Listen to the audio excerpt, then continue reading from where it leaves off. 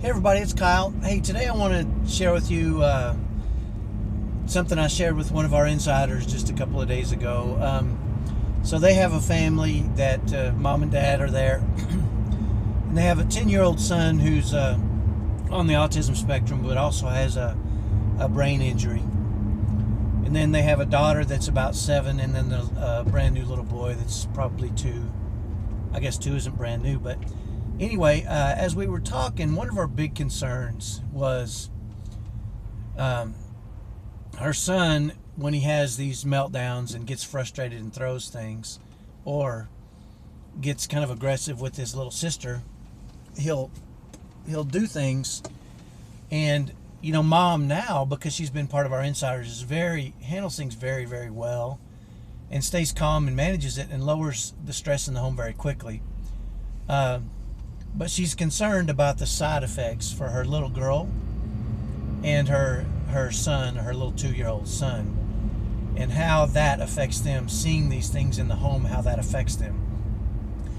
And so, I want to tell you that there's something you can do there to manage how it affects your other kids. It's very, very positive. And we talked about this, and she's been doing it and watching the fantastic results. So anytime her son has difficulties or gets himself into a situation where he's frustrated or angry, and he tries to increase stress, and mama handles it well now, afterwards she goes up to her daughter and she gives her a big hug and says, hey, you know that he has some problems, and thank you for being such a sweet girl, and I'm always going to take care of you, and I love you, and even though he has some problems, we're going to handle it well, and you can always count on me to be here for you, and I sure love you.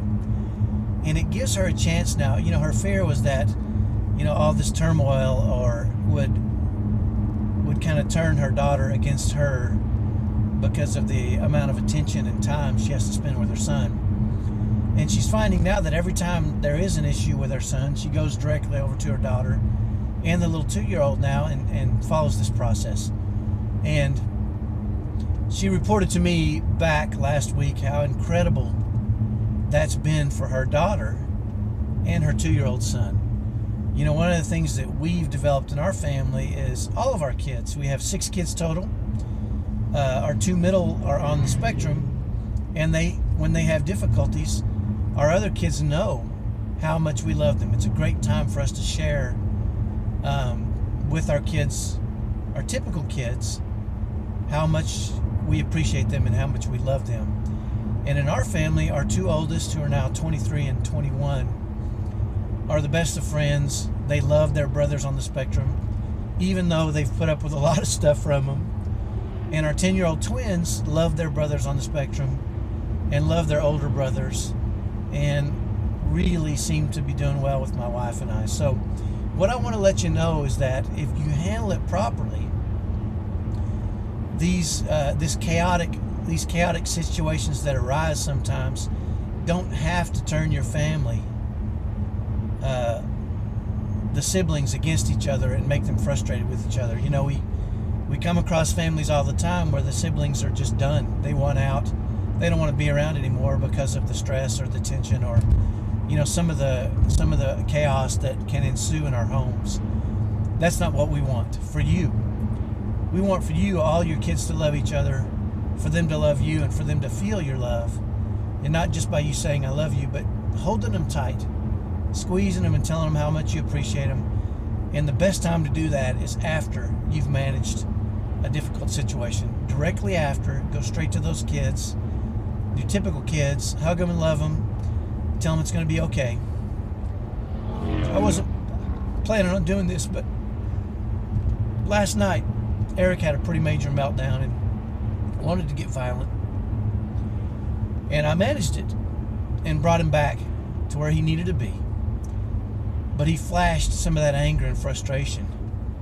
And my other son, who's on the spectrum, Ricky, when it was all over, I went downstairs and he was eating a bowl of cereal, and I put my hand on his back to give him a little love, and his eyes welled up, and he said, that scared me.